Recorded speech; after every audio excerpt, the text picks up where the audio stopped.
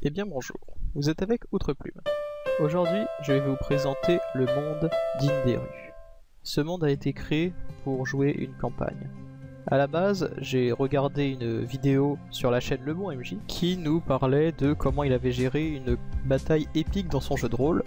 Et alors, il a commencé à parler du contexte. Bon, ce contexte, comme il le dit lui-même, c'est vrai que c'est un peu du déjà vu de rassembler des peuples en vue d'une bataille finale. Mais du coup, je me suis dit que j'allais reprendre ce concept moi aussi. Et ainsi est né Inderu, mon monde pour ma campagne. J'ai recruté mes joueurs, j'ai fait en sorte qu'on se retrouve pour récupérer leurs attentes. Je leur ai dessiné une carte en live. Les joueurs ne voulaient pas tous jouer des humains, et donc on a ajouté par exemple la Cornie, qui est donc le pays d'un peuple qui sont donc les Corniens, qui sont des démons paisibles, qui sont plutôt tournés vers la musique ou les choses comme ça. Et puis on a décidé aussi du nom de certaines régions ensemble, du genre Chevauché Écarlate, qui faisait un peu bien barbare pour des humains qui sont à cheval et qui ont plutôt l'habitude de faire des raids pour piller les gens. Les Pyrénéens, qui est aussi un jeu de mots que j'apprécie. Voilà. Et puis en s'approchant de la fin de la campagne, on discutait de plus en plus pour faire une suite, et puis du coup j'ai refait la carte. Les régions ont un petit peu bougé, mais l'histoire reste la même. Et il est temps de vous la conter.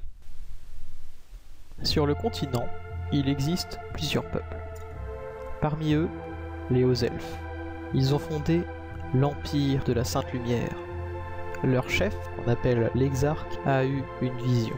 La magie causerait le retour de l'ombre. On l'appelle la vague noire. Et pour éviter ça, les hauts elfes ont fondé une croisade, dans le but que tous croient en la lumière. Car, d'après l'Exarque, si tous les peuples utilisent la Sainte Lumière comme arme face aux ténèbres, alors ils auront une chance de triompher. Les magiciens de la cité-état d'Isoris n'étaient pas vraiment d'accord avec ça. Ils ne croyaient pas en cette divinité lumineuse et pensaient plutôt que l'Exarque était fou. Ainsi, les hauts elfes ont assiégé la cité et on ne sait comment elle a explosé de l'intérieur. Il n'en est resté plus qu'un cratère et peu de survivants. Par le jeu des alliances, Inderu, le royaume de la bravoure, est entré en guerre contre l'Empire Haut Elfe.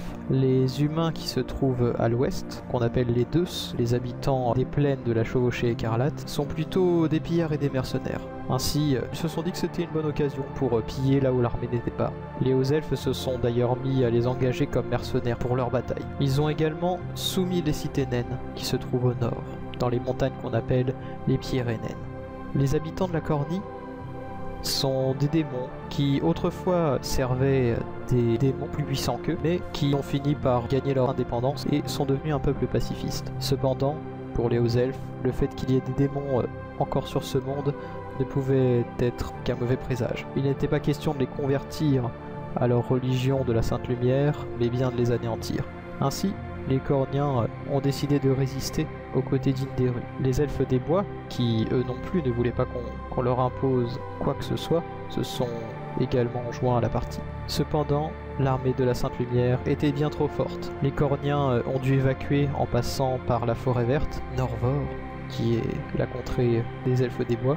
Les elfes des bois ne pouvaient pas vraiment soutenir Inderu vu qu'ils étaient déjà bien trop occupés à défendre leurs frontières. Ainsi, le Conseil de la Résistance, comptant des responsables de chaque royaume en guerre et un représentant de la cité réduite en ruine d'Isoris, a dû prendre une décision plutôt originale. En effet, il y a d'autres peuples sur le continent. Les gobelins, les orques, chevaucheurs de warg, qu'on appelle les wargons, et les elfes sombres, bannis d'abord par les hauts elfes et puis par les elfes des bois. Autrefois, ils avaient bien plus de territoire, mais les peuples du nord se sont alliés contre ceux du sud pour les repousser.